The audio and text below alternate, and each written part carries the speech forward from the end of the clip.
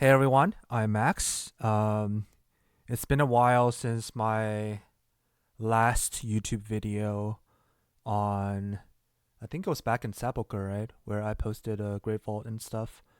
But yeah, I have been playing World of Warcraft since then, actively.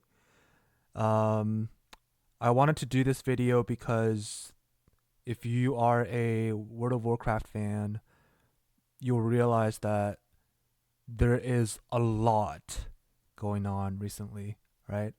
Um, if you are a retail WoW player, we have the actually season 4 is almost up.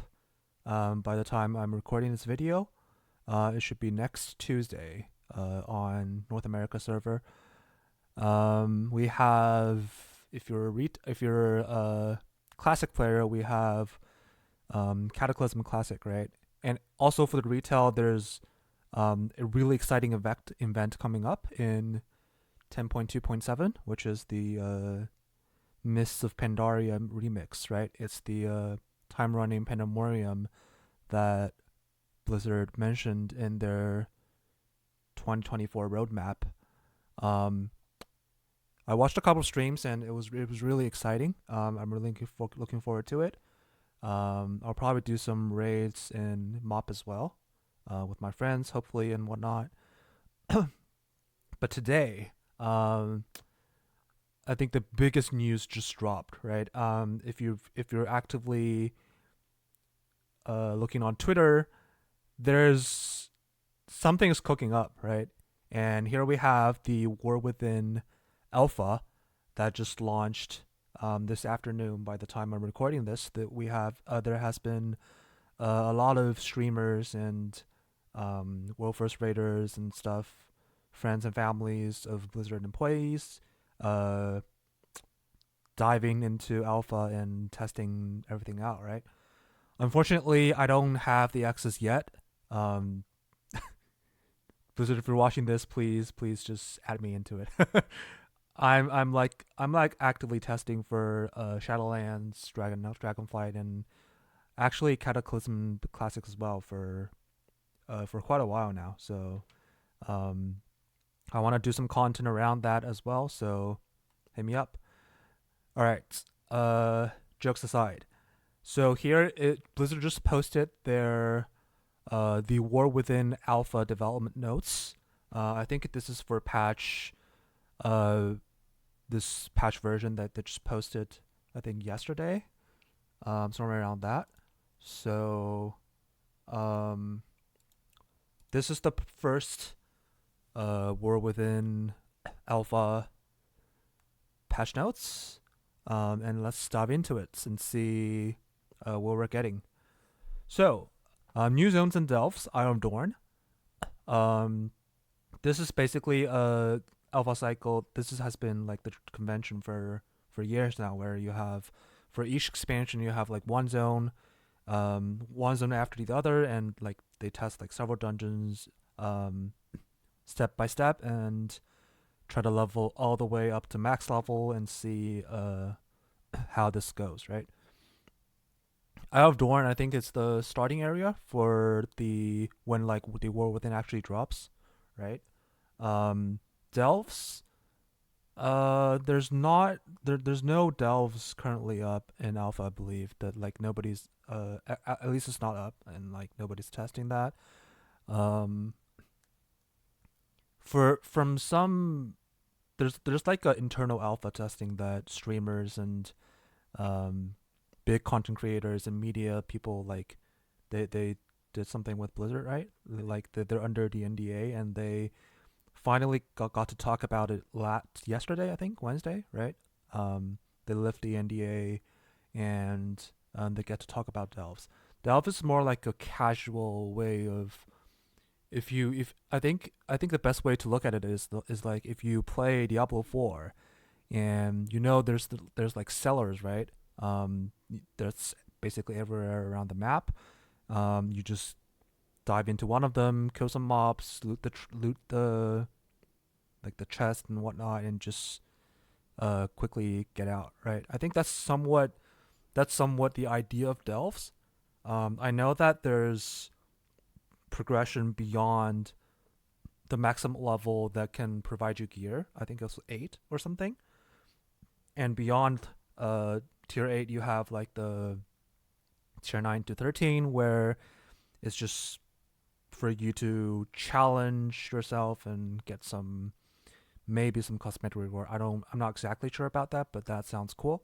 Hopefully that's as exciting as what we got from Mage Towers, right? That's exactly what we're looking for. But mainly it's more of a casual form of content, right? It's not supposed to be anything competitive. Although myself is a competitive person, at least in World of Warcraft. But that's definitely good for the majority of the game. So new dungeons: Cinderbrew, Meadery, and the Rookery. I think the Rookery is the one with the bees, right? I looked up some streams and it was really, really fun. I can't wait to get my hands onto them myself once I get the access, hopefully. So character level. Developers note, with each phase, we encourage players to make a new template character and avoid using their previous characters either to potentially be in a broken state after making a new template character. Okay, it's just level 70, just not 73, right? Okay, classes. Hero talents can be accessed either naturally by leveling, or it can be boosted by interacting with NPC in Oracle Storm, which immediately boosts you to level 71. Also grants you alto. Okay, this is just for testing like the whole hero talent tree, right? Once this is like kind of stabilizing and settled up, I'm gonna hopefully record a series of videos on like basically all hero talents. I think what Maximum in from Liquid had a really good suggestion where you should look at like hero talents based on specs instead of like individual hero talents, right? If you look at maybe, for example, if you look at Blood DK, right? You have Deathbringer and Selene. Like you should talk about Blood as a whole instead of just talking about Deathbringer or Selene on their own. I think that's a really cool idea. I'm gonna probably do something like that too. So doing this will give a permanent debuff, yada yada yada. It's just try not to make it overpowered, right? Like you can just breeze through stuff during the testing phase, so that's fine. Several hero talents have not had their new visual effects or audio added. Okay, sure. Power tuning, where yada yada yada yada. This is fine. The following hero talents are available for testing in Public Alpha 1. So we have All Blood, All Demon Hunter, All Druid, All Evoker, All Hunter, All Mage, All Monk. Yeah, All Monk. This is not fully completed, but that's fine. All Paladin, not All Priest. So we're missing a Holy Shadow one, right? Which is the Archon, I think, right? Yeah, Archon. And there's only one for Rogue. Okay, only one for Shaman. There's the Totemic and Stormbringer that is missing. I forgot the Rogue one. It was probably something like. Actually, let me look it up. It's really quick. Okay, Deathstalk and Fatebound that are missing. We got all Warlock, all Warrior. That's cool. So we're like missing 6 in this build, which is already pretty cool. Druid. Developers note, a core aspect of Druid penalty is that they have 4 specialization with a variety of magical and physical powers. We want the class tree to embody Druid's ability to invest in the powers of other specializations for useful utility and defensive power. We kept the central design of there being 4 main sections, 1 for each spec. You can invest in the Guardian section to access their power for damage, resistance, or the Restoration section to unlock soft healing. Further, the talents in the bottom half of the tree are divided into physical and magical halves that you can access by investing in either Pharaoh/Guardian or Restoration/Balance section. More details can be found in the feedback. Okay. We actually have all the trees ready. This is a pretty big change, right? In terms of, I'm just gonna look at maybe Guardian. It doesn't matter. It's just for the Druid class tree, right? As you can see, this is very different from what we've seen in Dragonflight, right? And I think one of the few problems with Druid is that there are too many I think it was one of the old iterations in Dragonfly talent trees, right? It was like basically you can notice the trend where the most recently reworked or like changed talent trees tend to be the best, right? And I think Druid is one of the earliest classes to get a rework or some form of revision on their talent tree. So like they basically got like forgotten, and um it's not looking too hot, right? I think that one of the main problems is that there are too many 3 points, like 2 points, even 3 points sound, which just doesn't make any sense to me. If you have like a 3 point talent, I think that's just straight up bad. The best way to look at it is basically that a 1 point talent, for example, with is basically like if a 1 point talent with the nerfed version of a baseline talent is usually better than investing 2 points into it but getting a stronger version of it, right? So for example, this range thing have you increase the range by 5 yards, right? If you have a 2 point talent that says increase the range of all your spells by, I don't know, 12, right? Like 2 point talent by 12. I mean, that's probably a lot. That's probably not a perfect example, but usually giving you something like 1 point and give you something like somewhere around like 8 maybe for this down specifically, they'll probably be too broken.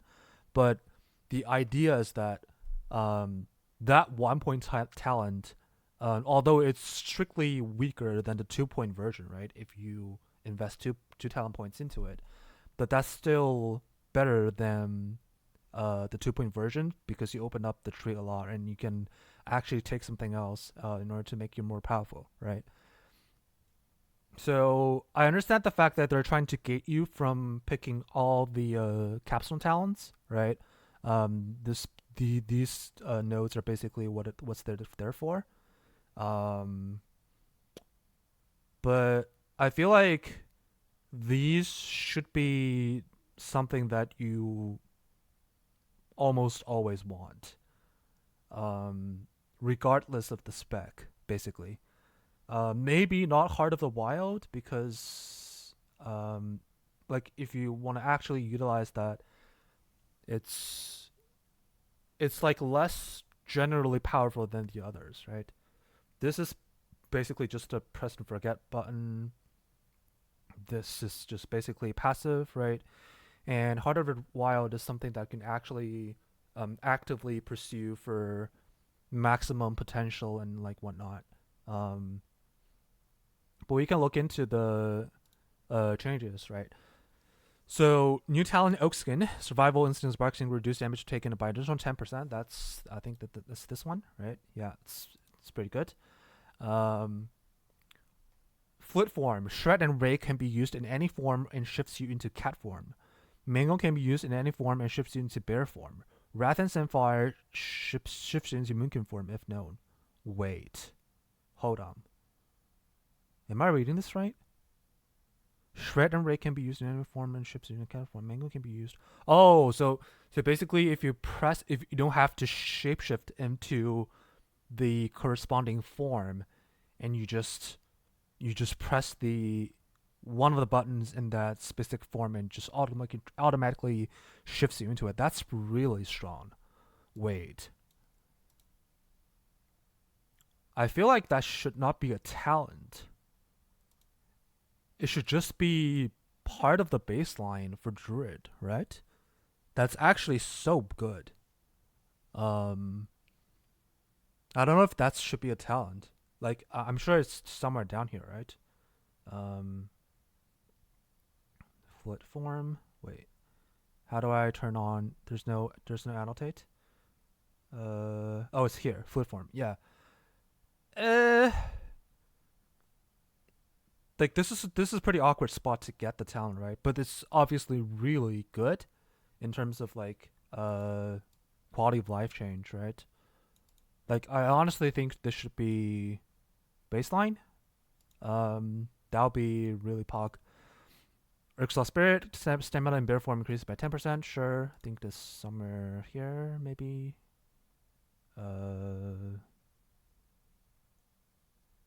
Wait. Actually, where is that?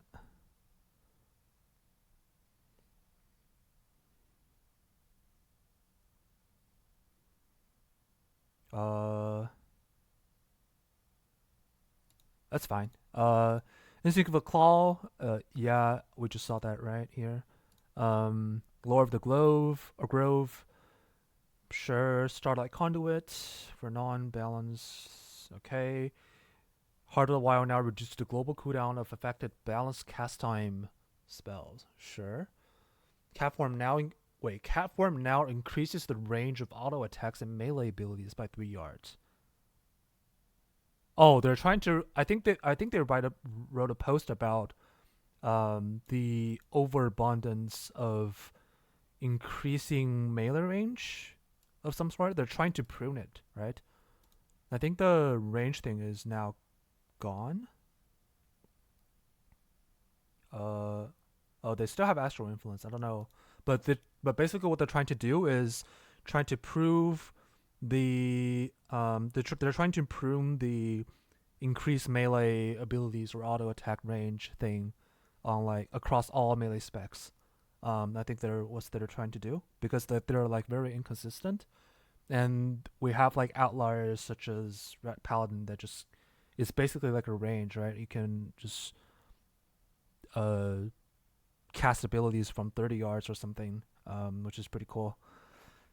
Okay, Swiftman has been removed, and now baseline. Sure, that's cool.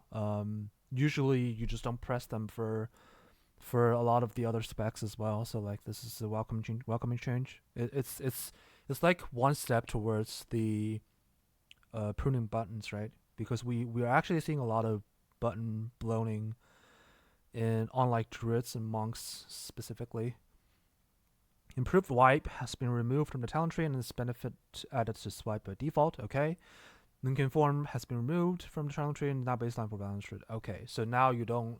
So Moonkin form is just basically Moonkin only, I think. Yeah. Okay. Feline swiftness is now at 1 point talent that increases movement 15%. Oh, that's really good. Wait, what? 1 point for 15% movement speed? That's crazy. Oh, it's like here. Okay. But that's still really good, right? It's like row 2. I'm assuming like if you actually like take points in the talent tree, this is like somewhat of a free point that you want to take it anyway to progress into the future roles. So that's pretty good. That's pretty insane actually. Thick Hide is now at 1 point talent that reduces damage by 4%. It's kind of whatever. Natural recovery is now a 1 point talent that increases healing by 4%. It's no longer increases healing done. Okay. It's just a tanky thing, right? It's not like that good. Astral Influence is now 1 point talent increases the range of all your spells by 5 yards. It no longer increases auto attack. Oh, so here's the part, right? It no longer increases auto attack or melee ability range. So that's what they're trying to do, and they move the power of increasing melee or auto attack range to cat form, basically by 3 yards, and it's a nerfed version as well because previously it was 5 yards. Okay, I mean that's fair. I think Pharaoh has always been like the slightly they always like have slightly longer range, right, than other melees. I think except for Outlaw. But now they are like pretty nerfed all across the board. Primal Fury now increases critical strike damage with Mangle. Okay, whatever. Ursine Vigor is now at 1 point talent distributed by bear form. Okay, that's good. Because previously it was 2 point, right? Ursine Vigor? Or is that? Okay, here.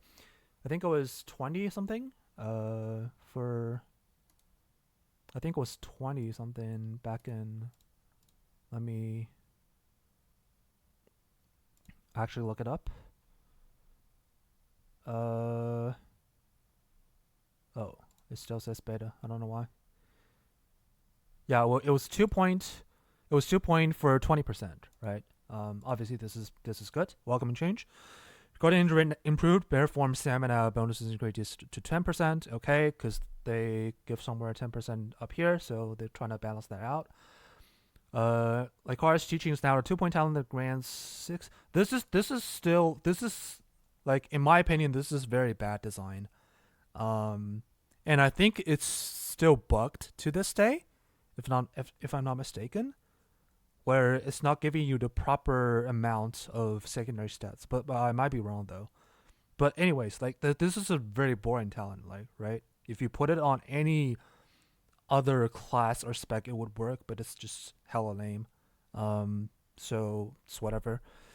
Forest Walk is now a 1 point talent, and the bonus increases in movement speed and healing received by 8% for 6 seconds.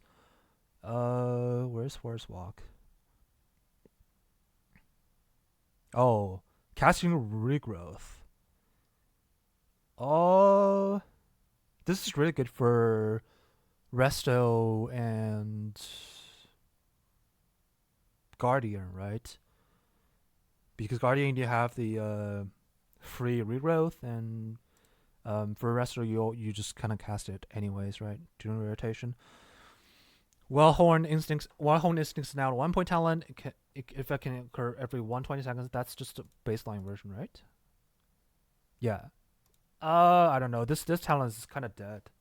I wish they could kind of buff it, because like for Moomkins, it's just better than nothing.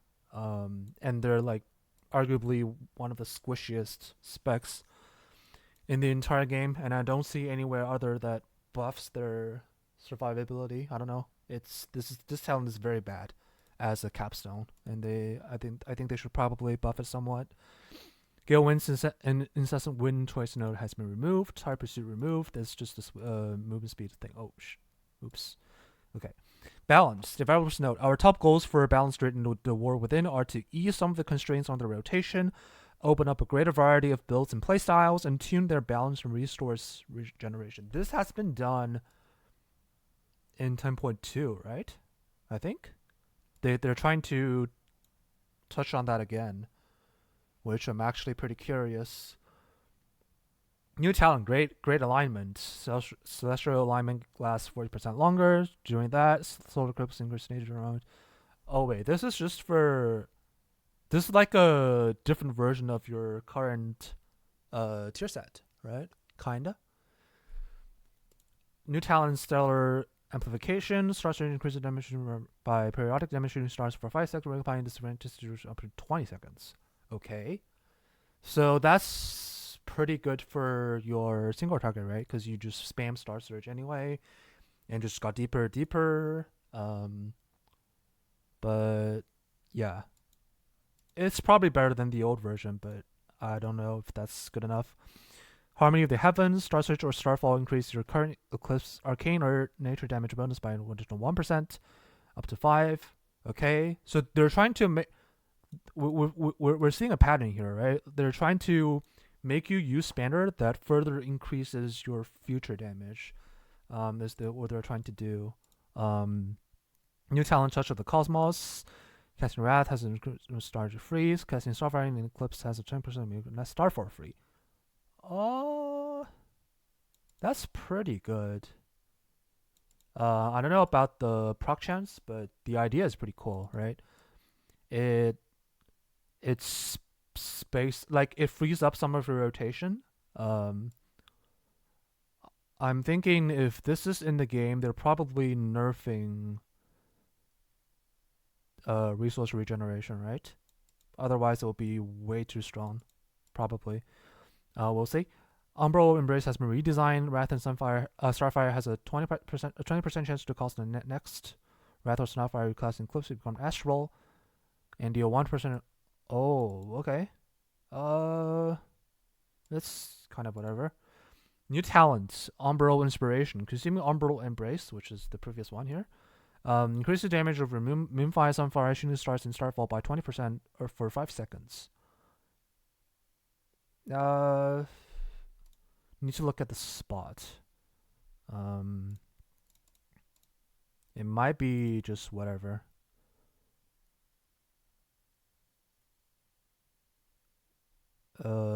It's... Oh, touch of the cosmos is here. Okay. The spot is kind of weird though. Oh, it's here. Uh, it's kind of a must, right, to take this. So like you basically always get this point because you want to open up the side trees, right? Okay. Astral's motor has been redesigned. Wrath and Cypher have 45% chance to cause their target to languish for additional 80% damage over 6 seconds. I think previously it was 40? Oh, it's still 80, okay. But it's from Critical Strike, okay? So that's just stronger, right? That this is just a straight up buff. Because you don't actually stack a lot of crit. But it's only from Wrath and Sunfire, because previously it was just... Oh, it was the same. Okay. So it's straight up buff then. Because there's no way you get 45% chance of crit. So that's good.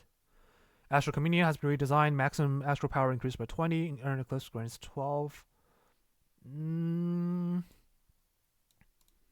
I think this part is pretty whatever. It's not critical at all. But this part is interesting. It works well with some of the... maybe like the balance... what is the town called? Balance of all things, right? It works well with that. But okay, interesting. Nature's Grace has been redesigned. When Eclipse ends or when you enter combat, enter a dream state, reducing the cast time over 2 next hour. Oh, this is just the same. Okay, cool. That's just a Muttersealed tier set, right? Okay, it's not very powerful, but it feels good because it reduces the cast time. It just like quickens you into another Eclipse already. All ability damage increased by 6%. Oh, okay. They're probably nerfing something down here, I guess. Wrath, Starfire, and Shooting Stars damage increased by additional 15%. Okay. Wild Mushrooms damage increased by additional 25%. Astral Power generation reduced. Oh. Now here's why. Okay. Wrath, 8 to 6. Starfires, 10 to 8. New Moon, 12 to 10. Half Moon, 24 to 20. Full Moon, 50 to 40. This is actually pretty big. This is way bigger than the other ones, right? Fury of Loon, 48 to 40. Okay. This is actually buffed. Okay. Interesting. I mean, Fury of Loon is very underwhelming, I think. It definitely needs some sort of buff. Celestial alignment duration reduced to 15 seconds was 20. Okay. So they... Is this still 3 minutes? That feels very underwhelming for a 3-minute cooldown. Incarnation Joseph in Loon duration reduced to 20%. 20 seconds was 30 seconds. What? Okay. They're heavily nerfing the potency of these cooldowns. I'm starting to wonder, like, is this still 3-minute cooldown? Because that feels terrible. If I'm a balanced Druid. Mastery value reduced by 17. What? Okay. Aspect of Cooling now extends during of active Sunfires and okay. That's the extends dot thing, right? Yeah, okay. That's probably fine. Orbital Strike damage reduced. That's probably for PvP. I don't think you ever take this in PvE. Umbral Intensity now increases Starfire's damage as well as its area of effect damage scaling to 40%. Okay. So they're moving more power into builders than spenders, right? I feel like all the builders have been buffed, except for they like generate less resource. Okay, Waning Twilight is now to 1 point talent, increases damage. Okay, that was 2, right? Previously, it was this. Yeah, it was nerfed, but yeah, this is still kind of fine. I think 6% is somewhat fine. Balance of all things now increases critical strike by 10-20% one. That was 24, right? Oh no. This is the live version. Oh, it was 32. So it's straight up nerfed. Okay. Dennis of the Dream damage increased by 50%. I don't know about this one because the spawn rate has been pretty inconsistent, right? The proc rate, like you can have like a balanced rate and just not proc at all for like 3 minutes straight, and you can have like non-stop proc for Denizen of the Dream. It's very inconsistent, I think, up to this day. So they definitely need to look at the proc rate instead of just straight up buffing it. Friends of the Fae has been removed. Denizen of the Dream moved to Friend of the Fae location. So they removed the damage amp, right? Yes, they removed the damage amp. Positions of as Reckoning and Ruler's Trap now swapped. I think that's kind of bad design, right? Because previously you want... Oh, it's just these two. Okay, no, that's fine then. I take it back. Orbital Breaker Thunder Firmament and now a choice node where Orbital Breaker is, sure. Primary Arcanic Pulsar has been removed. This is pretty big, actually. So now, how do you do damage outside of cooldown as balance? I actually don't know. They're nerfing the power of your cooldown and not reducing the cooldown of it, and they make you not have a small cooldown. Is basically the primal pulsar thing, right? I don't think this is very good, but we'll see. I think balance has been the way they're trying to shift the build is kind of weird, because you don't do a lot of damage inside of cooldown, and you basically do no damage outside of cooldown historically. So I don't know, but we'll see. Let's once I get the access, I'll try to play this more and see. Feral. Developers note, our top goal for Feral Druid and the war within are to slow down its rotation a little, to make energy usage more tactical, and to bring more clarity to playing the spec. We're also trying to restore more of Tiger Fury's identity excitement and simplifying some talent functionality to free up more choice in where you spend points. Many of these changes will read as nerfs. The goal is to build a healthy rotation and talent balance and buff damage to make that rotation competitive. Okay, so they're straight up saying that they're nerfing Feral? Wait, I don't understand. Like, where is the buff then? New talent, Resourceful Hunter, Leech, versatility. It's pretty bad. I hope it's somewhere not important, but we'll see. Wait, this is beta. Where's the talent? The verse thing. Wait, is this updated? It is updated, right? Resourceful Hunter.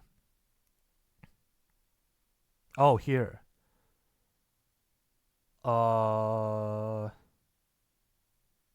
Nobody's gonna take it, right? Because you have this. Like, this is just a pathetic point, I think.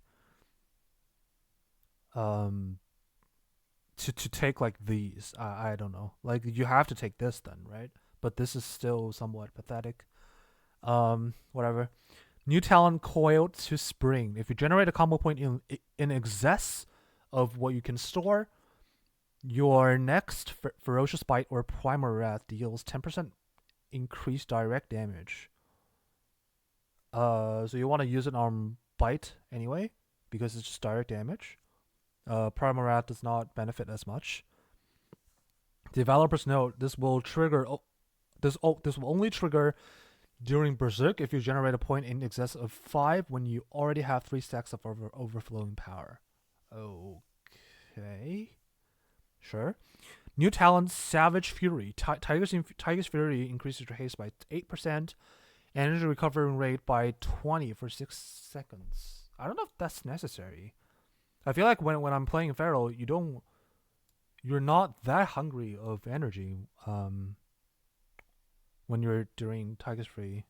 I doubt it.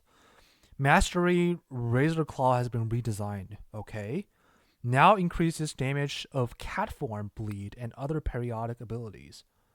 I wonder how much this is. I have to be on alpha to see this. What is the old Feral mastery?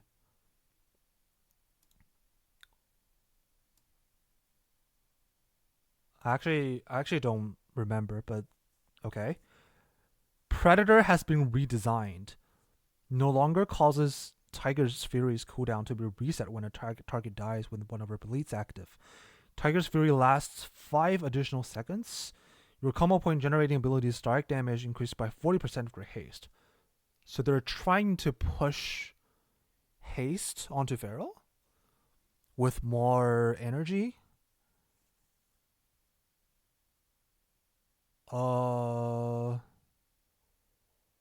Also, they're buffing direct damage instead of a bleed damage as well, right?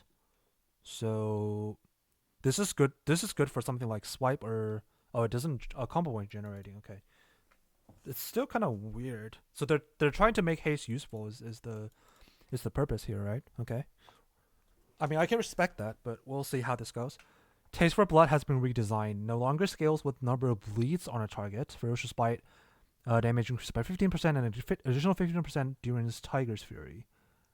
Okay. So wait, so they lost the funnel? Is that what it is? Taste of Blood. Where's the talent?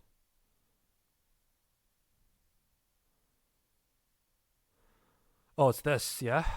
For 5% for each of your bleed. So that's just a straight up buff, right? Because it buffs additional 15% during Tiger's Fury. So like it's 30% during your cooldown. Okay, that's welcome. Raging Fury has been redesigned. No longer increases Tiger Fury's duration from spending combo points. It's just straight up 5 seconds. Okay, that's not too big of a problem. All ability damage increased by 8%. Okay, the direct damage of Shred, Rake, Swipe, Brutal Slash, and Thrash increased by additional 10%. Okay. Berserker duration reduced to 50% was 20%, or reduced to 15 seconds was 20 seconds. Okay, they're doing the same thing on Pharaoh too. Wow. Berserker no longer increases the damage of Shred and Rake, and now increases all ability and all attack damage by 10. Oh, that's insane. Whoa. All ability and auto attack damage. I mean, auto attack damage is not a big deal, but all abilities, wow, that's crazy. Okay. I mean, I can see why this is getting nerfed in terms of duration, because it's a better cooldown, right? Technically, but like, for balance, it's not the case. So I don't know. Incarnation Avatar. Oh wait, this has been looked at. Sabertooth now increases damage for Ferocious Bite's primary target taken from all cat form abilities by 3% per combo point, spent for 4 seconds instead of. Oh, so they're trying to push. So this is basically a single target thing, right? Because that's just 3% per dot instead of like how many targets have your rip kind of thing. Okay. Tireless Energy now increases passive energy regeneration. It's basically nerfed. Okay. Primal Wrath. I mean, they're pushing haste, so like, that probably makes sense, but I don't know. Primal Wrath energy cost increased to 30, and its direct damage increased by 50%. Okay. Wait, why are they pushing the upfront damage of Primal Wrath? That seems weird. So Feral basically has more upfront damage when you're AoEing. Okay, I mean that's cool for Mythic Plus and for Raid as well, right? It's just more damage up front, but the bleed, um, they didn't even nerf the bleed, so that's just a straight up buff, I guess. Um, the energy is the energy is it's kind of whatever. I mean, increase 10 is like fine, I think. Two open wounds now consume 6 seconds of rip damage during Berserk. Okay. Moonfire in cat form with Luna Inspiration duration increased to 80% overall damage reduced by 10. Okay, that's somewhat less of a maintenance. Moment of clarity now increases the rate that Moment of Clarity triggers by 30% was 50. Okay, that's a heavy nerf. Berserk Heart of the Lion now reduces Berserk cooldowns by 60 seconds. Oh, that's really good. That's actually really good because previously you have to constantly hit the boss or hit something in order to gain this like approximately the same cooldown reduction, right? So now this is just straight up 60 seconds. That's pretty cool. That's good. Berserk Frenzy now causes enemy to bleed for 135% of all direct damage dealt by combo point generating abilities was 100%. Okay. Solar Force restores 2 energy per combo point was 3. I mean, they're heavily nerfing the energy restoration because they're probably pushing haste. But we'll see how this goes. Apex Predator's chance to trigger on a single target is reduced, but chance to trigger on an area of effect increases at a faster rate. Okay. The following talents have been removed. Yeah. Taste of Blood moved to okay. That's actually interesting. I wonder how this actually means for Feral. Um, they're actually doing the same thing somewhat for Windwalker as well, right? They try to make haste useful because for some of the specs you just don't stack haste at all, basically, right?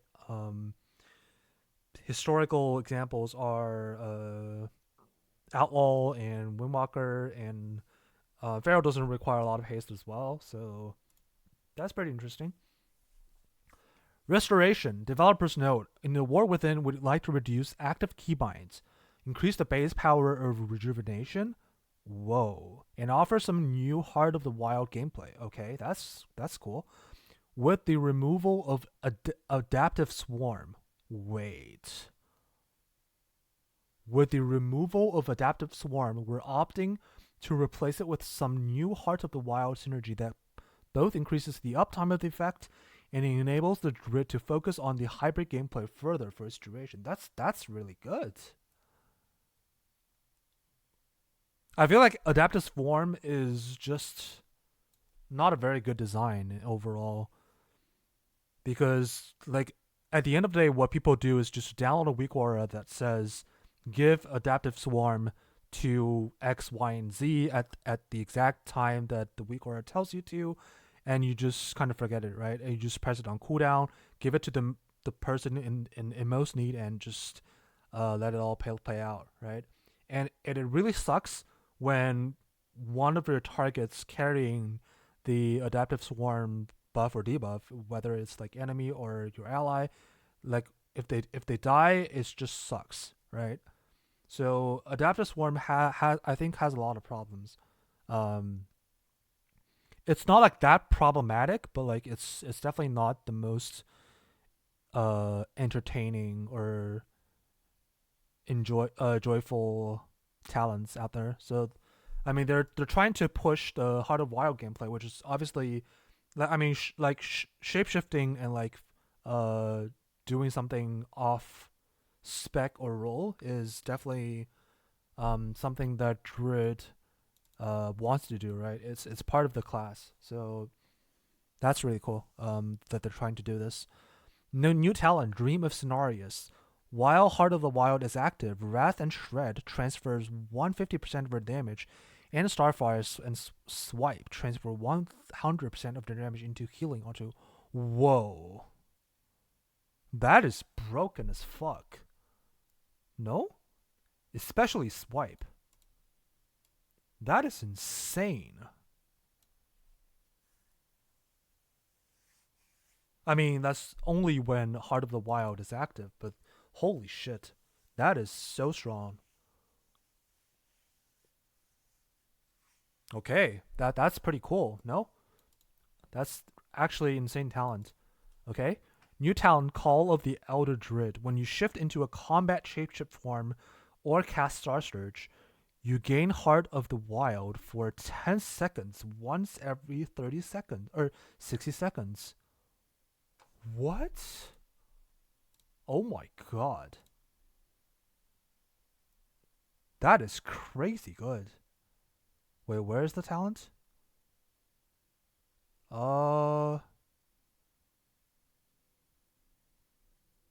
Wait, is it not that far down?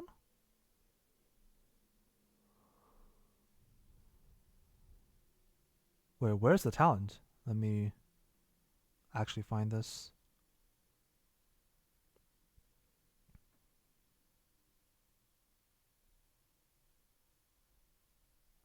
Oh, Dream Scenarios is here. Oh.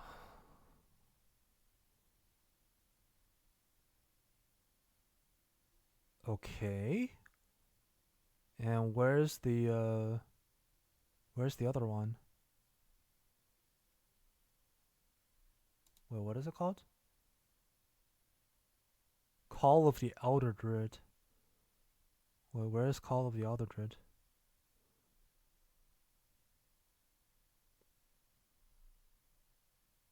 God, the no annotate. Oh, there's annotate. Wait. Show names? Okay. Oh, wait, there is show names. Wait, what? I'm so stupid. Where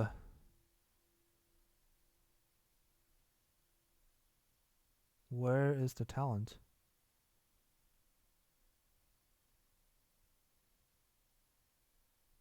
Anyways, let's move on. But this is sick. If this is actually something that you can easily get access to, that's broken as fuck. Especially in Mythic Plus, right? Um, yeah, that's insane, actually. Okay. New talent, Thriving Vegetation. Rejuvenation instantly heals for 30% of your periodic damage healing and goes. Whoa. This is kind of bad, obviously, but this part is insane. Okay, that's pretty insane, no? New talent, Prosperity. Swiftwind now has 2 charges. I don't know if that's that helpful because currently rotation involves in. I mean, you can, but I feel like once you like ramp up everything, your Swiftwind is just gonna be back up, right? Most likely. So I don't know. This is not that strong. Rejuvenation healing increased by 30%. Okay. Grove Guardians increase healing reduced by. Oh, okay. So they're finally nerfing the Trenants. That's really good because it's just kind of lame that like somebody else, like your pet or guardian or whatever, is trying to heal for you and stuff like that, right? But giving rejuvenation that much power seems really scary. I feel like, um, but sure. Wild Synthesis, Wild Growth Healing reduced by 50%. Okay. Verdant Infusion now extends the duration of healing over time effect by 8 seconds. Okay, that's the previous legendary, right? I think. Verdant. Yeah. Oh, the Call of the Elder is here. Okay. Oh, so they're next to each other. Wow. Previously, that was really strong. That was really strong. Where's the Verdant thing? Uh, wait, what?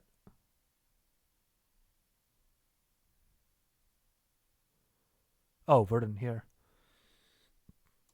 Mm, it's sort of whatever because by the time you take that talent and press it onto someone that in urgent need, it's probably overhealing anyway, right? So I don't know. Nurturing Dormancy is now capped at 4 seconds extension. What the hell is Nurturing Dormancy? I actually don't remember this one. When Rejuvenation heals a full... Oh. So they nerfed it. Previously it was... I think it was 6 and 12? I think it was 6 and 12, right? It was, yeah, it's 6 seconds per cast. Okay. I mean, they buffed the healing part, right? So this is fine. Abundance now increases the critical strike chance of regrowth by 8% and decreases mana cost by 8%. Was 5. Whoa. So they're doubling down on the gameplay, okay? And they buffed, straight up buffed the regrowth, okay? Flourish has moved to a choice node with photosynthesis. Whoa, that's a big change. It's this one, right? So now you don't get them both. And your periodic, like usually you just put on Life Bloom on yourself in Wraiths, right? And you have like periodic effects healing faster. That works for Flourish as well.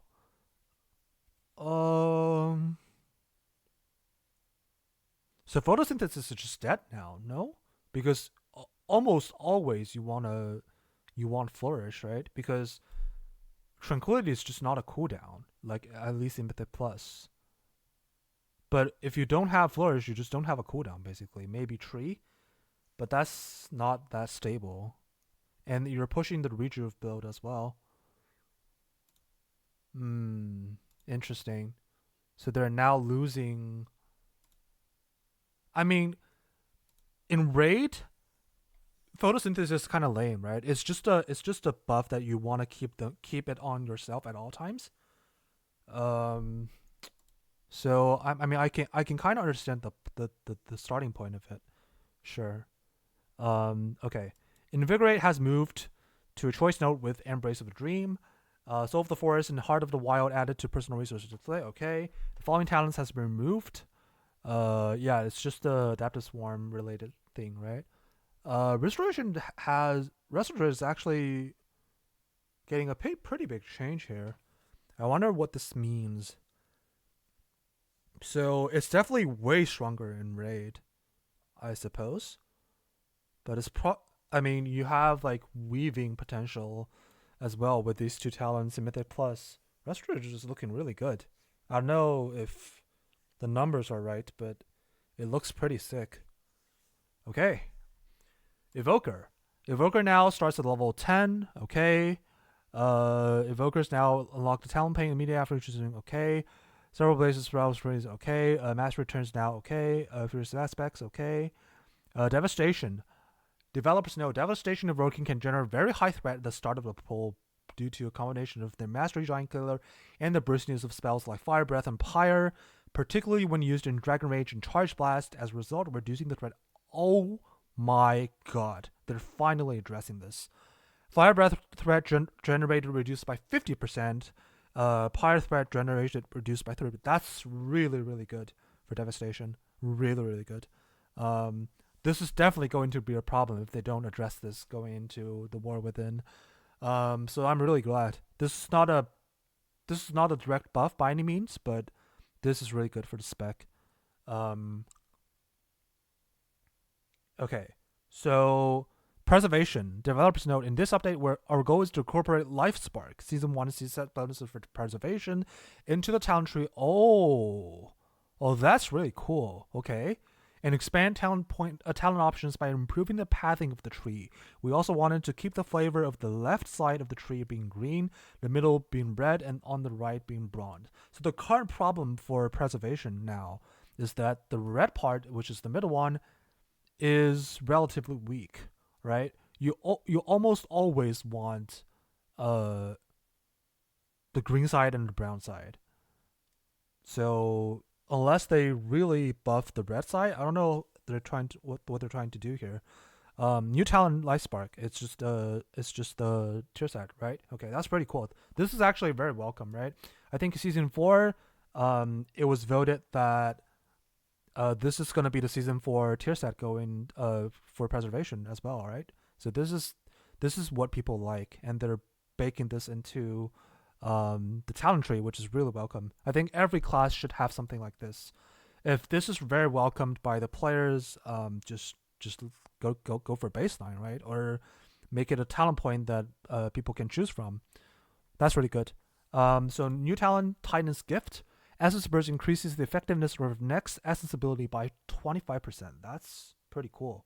That's actually pretty strong. Life Giver's Flame, now a 1-point talent, was 2 in position, has relocated at the bottom middle of the tree. Oh, so they're buffing, so they're giving you more talent point as well. That's pretty good. So previously it was like something here, right? Now it's like here. Oh. And it's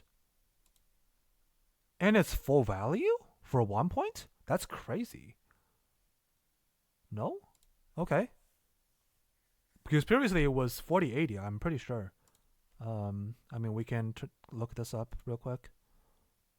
Yeah, it was 40-80. So now you just get full value of the talent point, and now being a 1 point node. That's really big. That's actually really good. Grace Period is now the 1 point talent. It's full value as well. Grace Period, it was... where was it?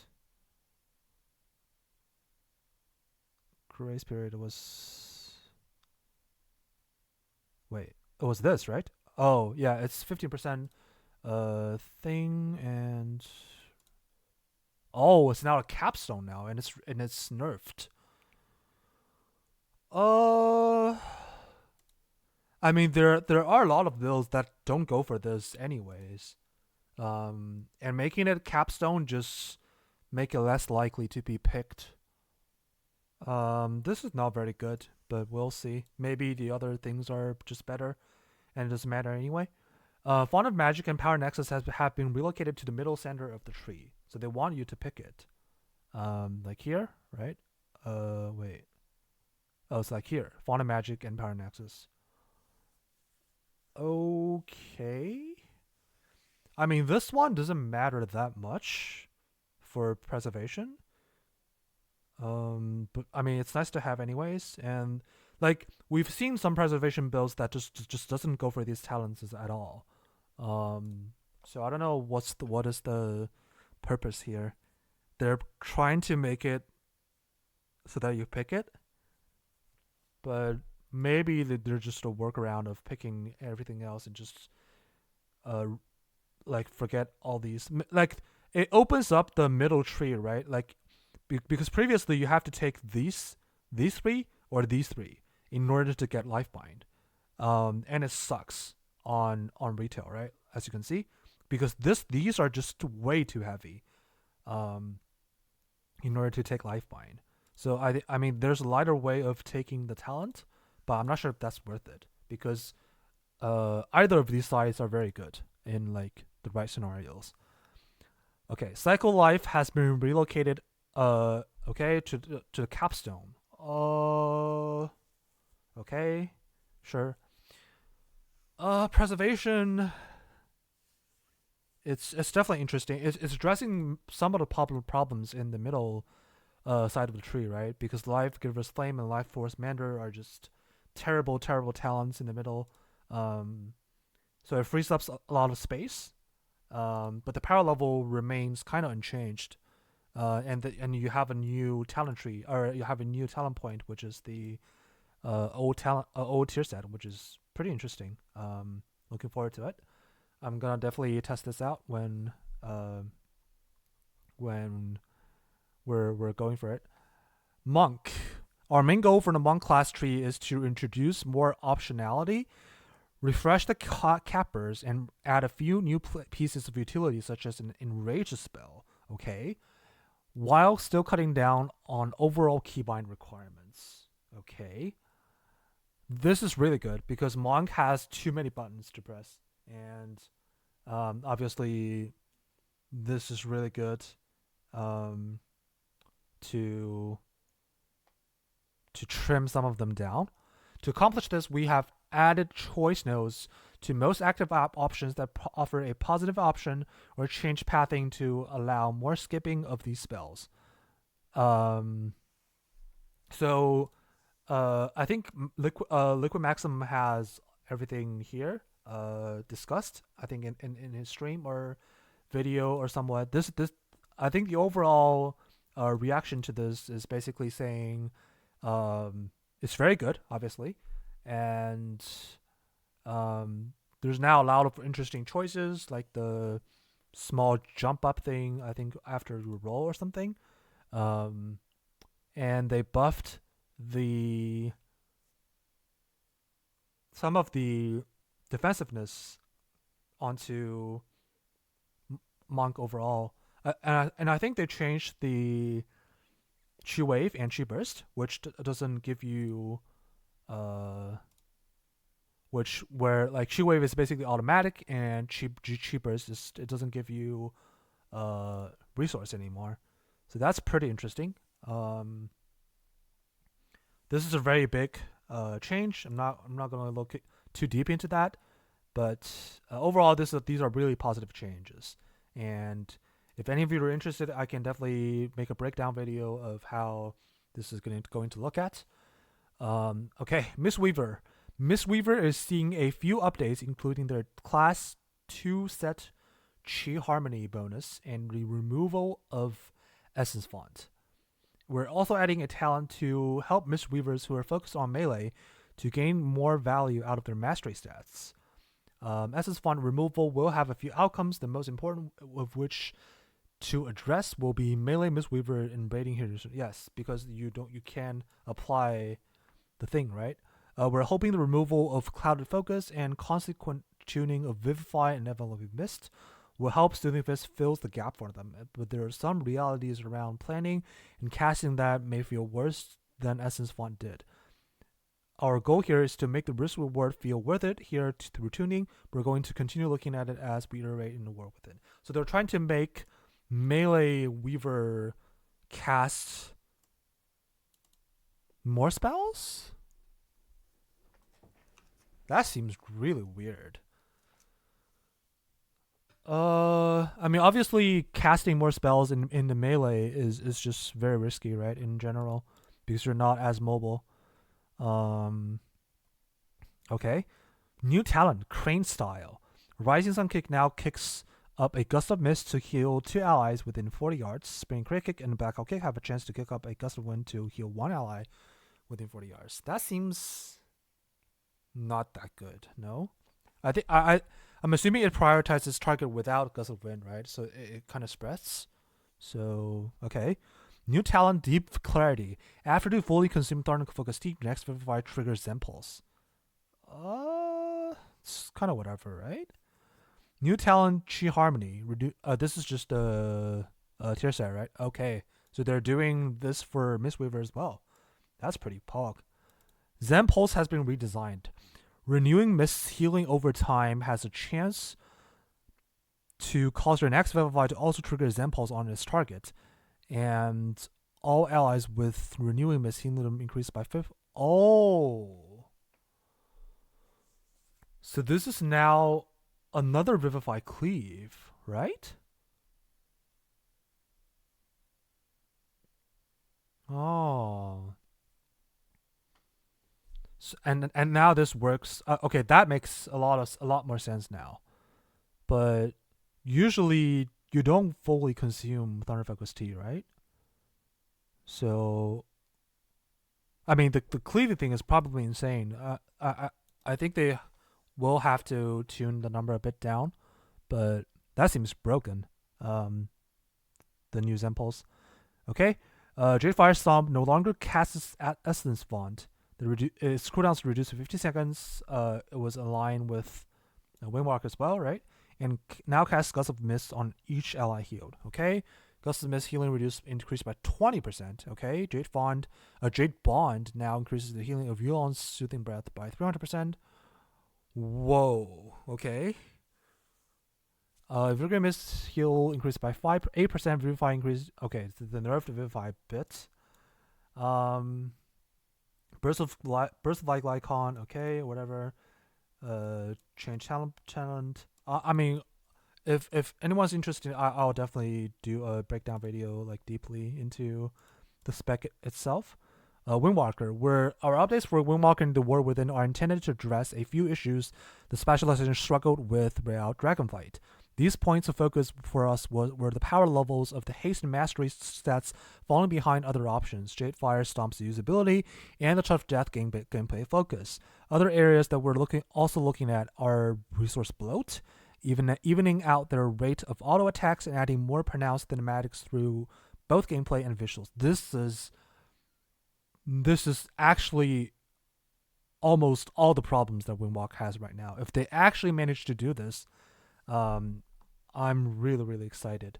And I think from Liquid Maximum, he's really happy with all the changes, but I'm gonna test it on my own to see if this feels better. Definitely the haste mastery stats is definitely very welcome, right? Because for ages, Windwalker is just a crit verse class, and I honestly hope they do the same thing for Outlaw as well. So that's very welcome change. And I hope the spec is more fun to play. Paladin, multiple applications of greater judgment may overlap. Okay, Glyph of the luminous charger now. Okay, whatever. Holy. Our goals are to replace Light of the Martyr with a passive spell, but keep the same thematic sacrifice theme. Move more of their throughput from Beacon of Light into their baseline spells, and redesign Blessing of Summer to feel more specific to their role. New talent, Bestow Light. Light of the Martyr's health threshold reduced to 70%, and increases Holy Shock healing by an additional 5% for every second Light of the Martyr is active, stacking up to 3 times. While below 70% health, the light urgently heals you every 1 second. Okay?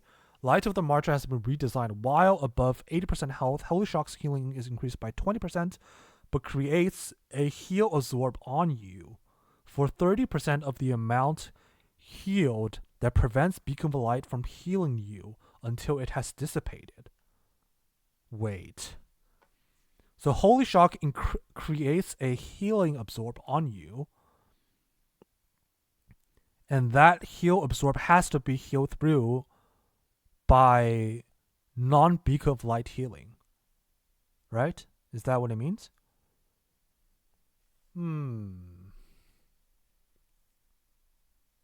That's pretty weird. I don't really like the design. Although it's somewhat sacrificial, right? It also nerfs Holy Paladin's survivability as well, I think. And the fake heal absorb actually can like fuck a lot of people, I think. When you look at your health bars and it's like you're dying, but like there's a heal absorb on you. That's pretty insane. I don't really like the design. Blessing of Summer has been redesigned. Bless an ally for 30 seconds, causing 20% of all healing to be converted into damage onto a nearby enemy, and 10% of all damage to be converted into healing onto an injured enemy within. Oh, this is just basically ancestral guidance, right? And but it's onto someone else. But that's way stronger than ancestral healing, right? Or ancestral guidance, right? That's weird. Hopefully they buff ancestral guidance by then, because this is just strictly better. Beacon of Light now transfer 15% of the healing down was 25%. That's a big nerf. Holy. Barrier of Faith now transfers 20% of healing into its absorb. Okay. Word of Healing increased by 25%. This is very welcome. Word of Glory is very underwhelming, and I even hope they buffed it more. It's probably not enough, honestly. Light of Dawn increased by 20%. Okay. Holy Shock increased by 20%. Tears of Deliverance decreased by 15%. Okay. Sacrifice of the Just now reduces the cooldown of Blessing Sacrifice by 15%. Okay, this is basically dead. I mean, 1 minute sacrifice is pretty strong throughout the expansion, right? And they finally drop a nerf on it. Okay, I mean, it's just kind of dead now. Blessing of Sacrifice now transfers 30% of damage taken was 20% for Holy. This, along with a Light of the March, is just kind of dangerous now, right? But this is definitely good for Holy. Fix an issue that calls, okay. Barrier of Faith is now on choice note with Holy Prism, okay. Tears of Illusion and Reclamation now have changed position in the tree. Lights of Amber has been removed. Ooh. Rip. I don't know about the Light of the Martyr rework. I don't really like it. The Blessing of Summer is fine. They're trying to move away Beacon of Light healing into more straight up your spells. This is definitely good, but it's not looking too hot, honestly. Retribution. Our initial goal is to explore how we can make secondary stats more appealing to Retribution to allow a natural progression of scaling throughput throughout an expansion. Due to the nature of many talents offering guaranteed critical strike, it was difficult for us to make critical strike a stat that felt valuable. To address this, we've reworked and rebalanced these stats to not automatically crit. They will instead gain value when you do crit, such as increasing their critical strike damage. One of the sources of frustration we've seen when it comes to the Retribution spec tree is that there is a large amount of friction between single target and AoE builds, leaving very little wiggle room for any sort of hybridization. We've done some restructuring to alleviate some of the tension to create more room to explore hybrid type builds for when the scenario might call for it. Okay, so make crit a stats felt valuable is so if you actually play Rat Paladin now, you actually want a bit of crit, even if you don't have the legendary, right? Obviously, legendary, the fact that legendary can crit makes you want more crit, but critical strike is not totally useless on Retribution Paladin.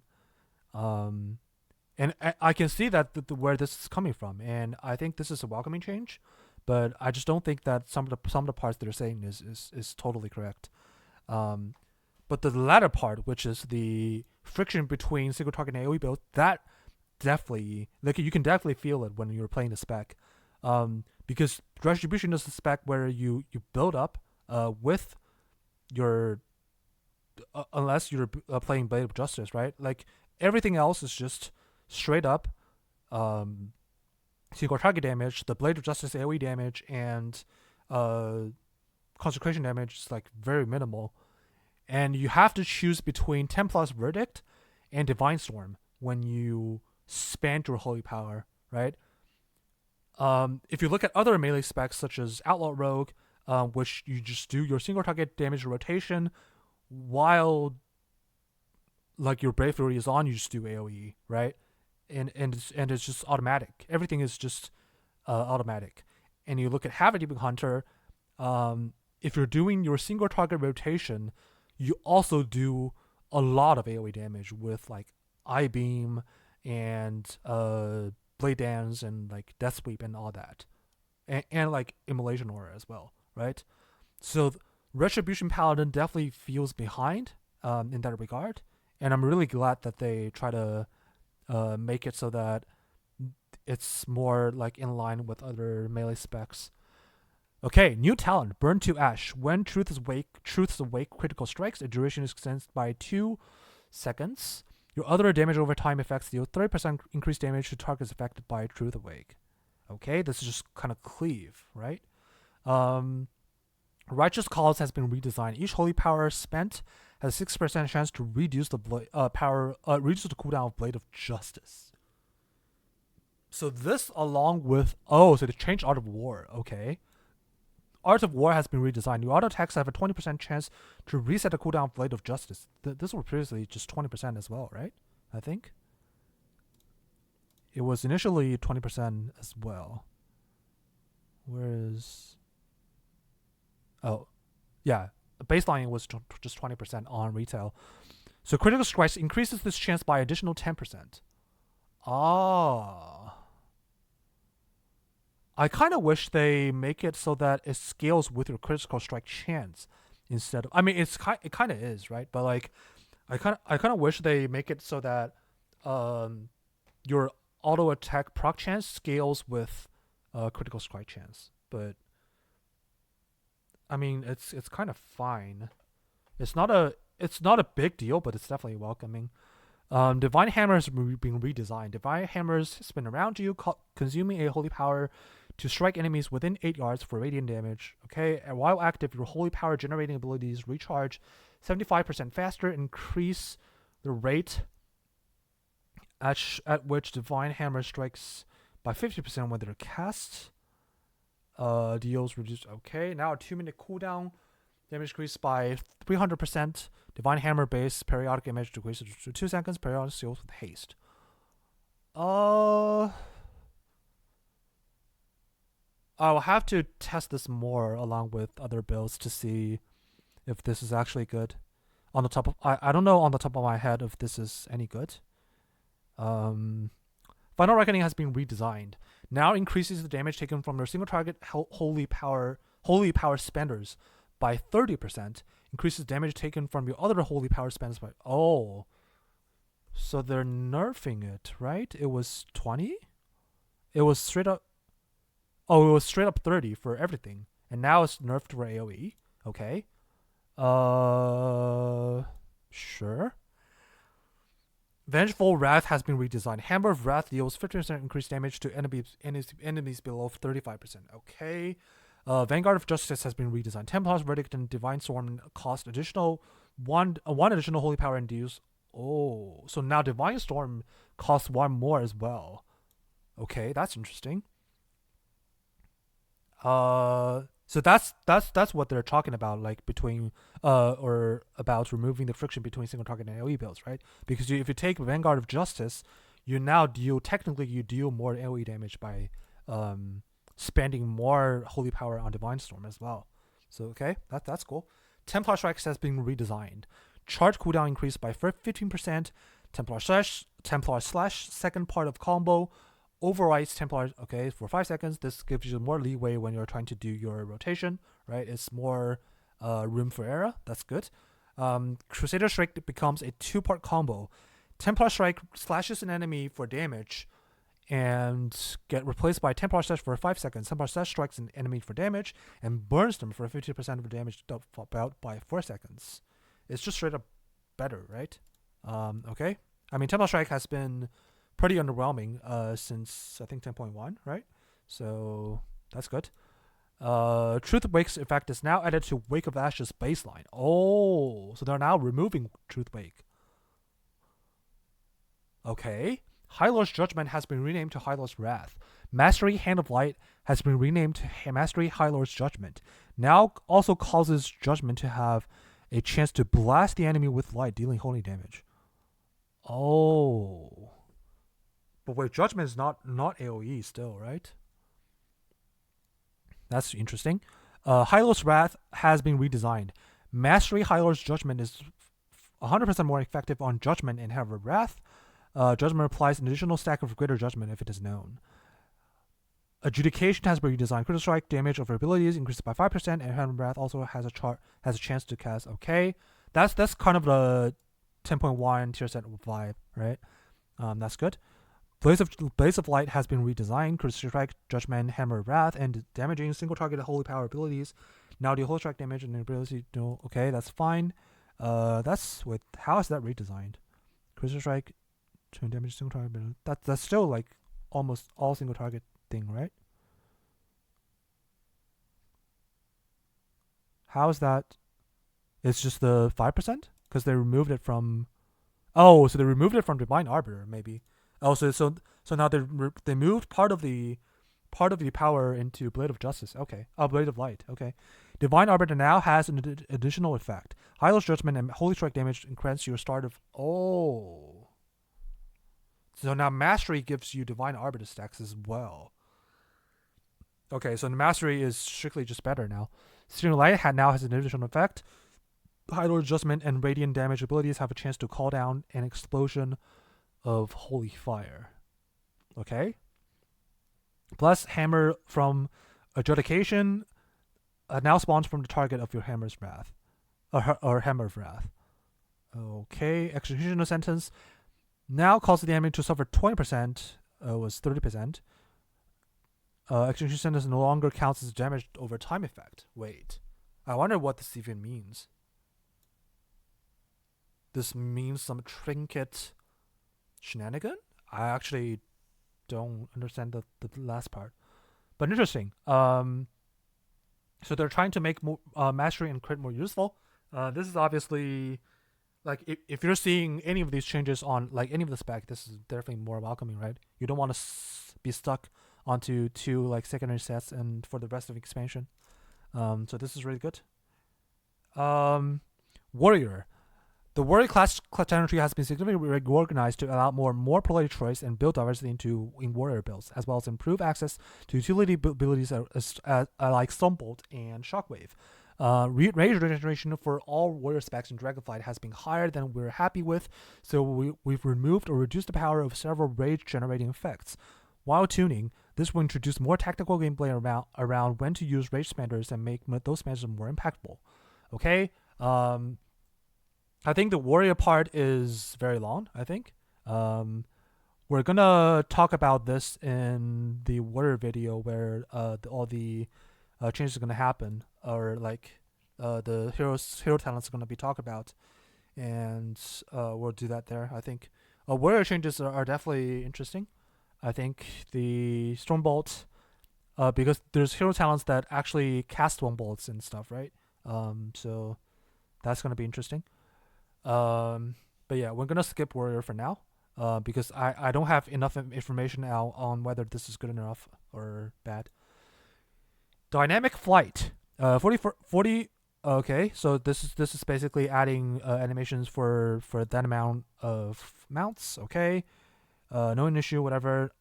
Items, the item levels of leveling gear have been adjusted to be rewarded as appropriate. Okay, the sell value of the algorithm. Okay, Call of the Elder Druid has been removed from PvP. Okay, this is just in line with the talent tree changes. Ooh, professions. This is actually not something that I feel like it's not talked about enough, right? Because I feel like they didn't emphasize profession in the War Within enough, and like most people, I feel like most people kind of forgot about it already. So I'm glad they talked about this. Developers know we added inspiration in Dragonflight to try and capture the fantasy of critical hits when crafting. If you weren't quite capped out on your gear and specialization for a given craft, or if you weren't using max quality regions to guarantee that max quality item, inspiration was a way to get that lucky crit. It could save you some money by using lower quality regions to craft a better item than you would otherwise. That was the hope, at least, but it ended up understandably becoming a situation where crafters take this luck-based system to tell their customers they could recraft an item in each immediate amount of times and summarily charge a specific price per recraft until the reservation struck. So, in the War Within, they're removing inspiration. By the way, if like you're doing recraft or gold per recraft, you suck. Like it's just so bad. So we're removing inspiration. In its place, we have a new ability for crafters to utilize concentration and a new stat ingenuity. New ability concentration. Concentration is a resource that you have. It's a resource that you have that you have a separate pool of per crafting per session. It represents your ability to heavily focus on recipes and exceed your normal capabilities. You choose when you want to concentrate using a button with the crafting window, empowering your next crafts. Doing so will cause the craft to automatically reach the next level of quality, no questions asked. Oh. So now if you actually manage to guarantee a rank 4 some kind of whatever gear or item, with concentration, you can just press a button and get it to max quality. That's interesting. I mean, I'm sure people's gonna sell this, right? Still, but definitely, it feels less RNG. So I think that's still fine. New stat. ingenuity. You have a chance you have a chance to have an ingenious breakthrough when you concentrate on a craft, refunding all concentration spent. Oh. Okay. But that just makes it even more sellable. I don't know. But I can see the RNG part of it being heavily reduced, right? But there's still RNG to it. I don't know. I feel like they're mostly the same. But yeah, it's kind of whatever. Alchemy is near.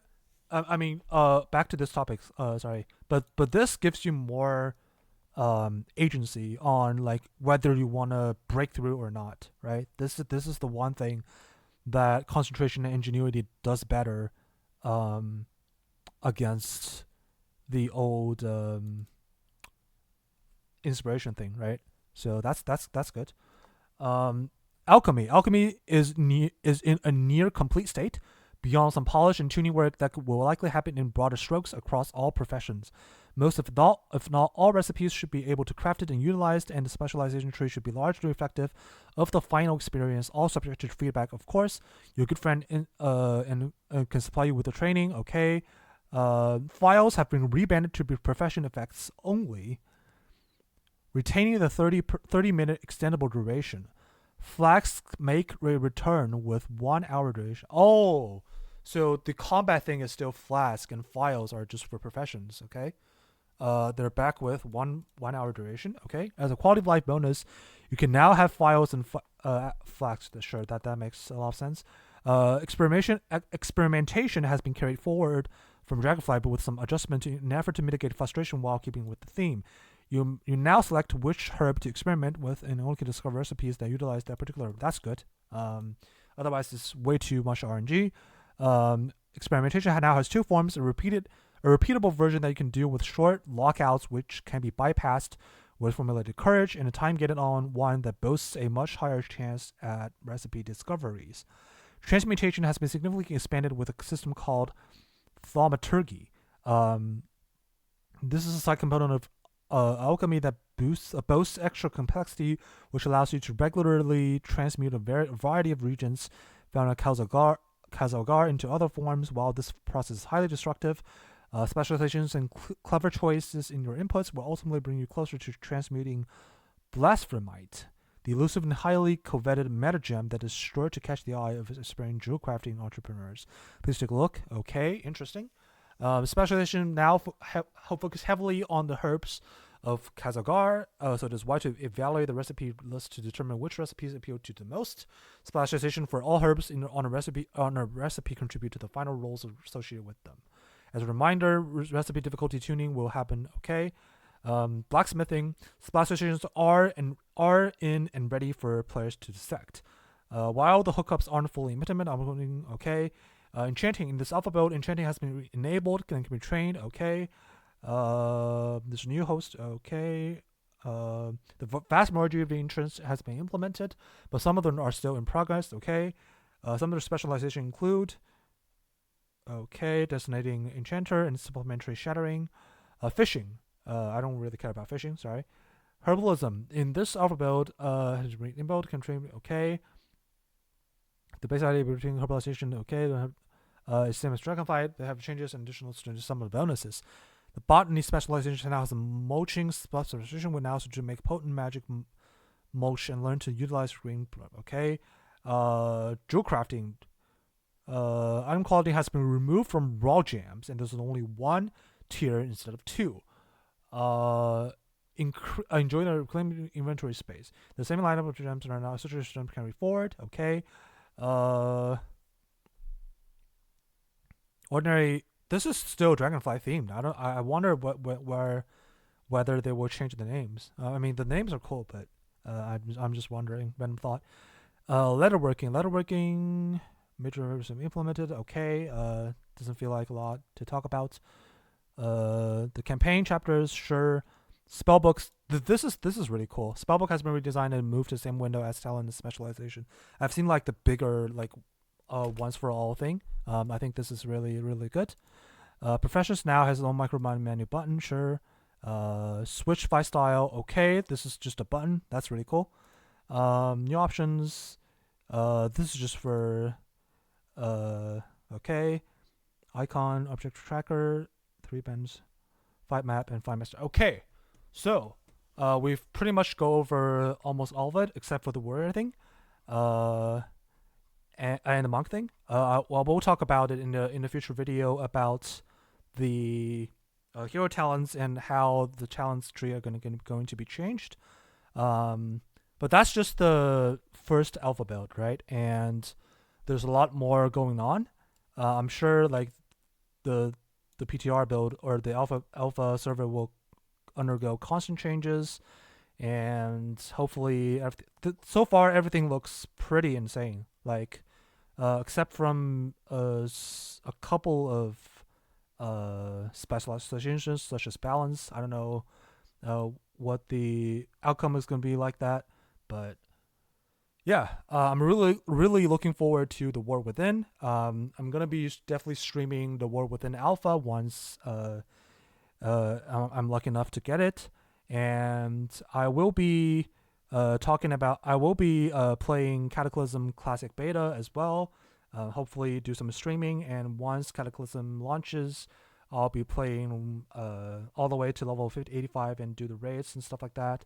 And hopefully I'll see you there. And don't forget to like and subscribe the video if you like my content, and that's really important for me. Thank you for watching the video.